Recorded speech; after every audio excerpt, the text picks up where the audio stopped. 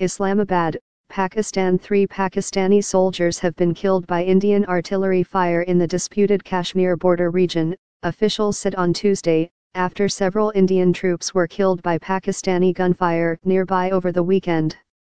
The back-to-back deaths added to the latest round of military clashes between Pakistan and India across the line of control, and further dashed any faint hopes that the two estranged nations could soon normalize relations. 3 Pakistani soldiers were killed and 1 was injured Monday evening, in what the Pakistan Army described as an unprovoked ceasefire violation by India in the Rakshakri sector of Poonch district.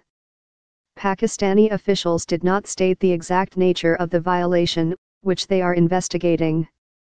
On Saturday, the Indian Army said 4 Indian soldiers, including an army major, had been killed after Pakistani troops opened fire in the Rajri district of the Indian-controlled part of Kashmir.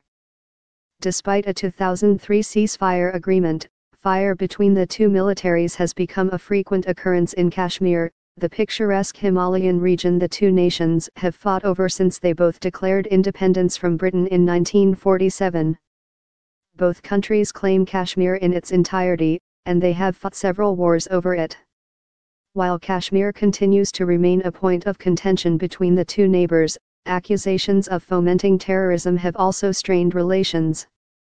On Monday, however, a small concession to diplomacy was made when Pakistan allowed the wife and the mother of Kulbhushan Jadhav, an Indian imprisoned in Islamabad, to visit him for the first time. Pakistan sentenced Mr. Jadhav to death in April, a year after his 2016 arrest on charges of espionage and terrorism. Pakistani officials called the arrest a major counterintelligence victory and claimed that Mr.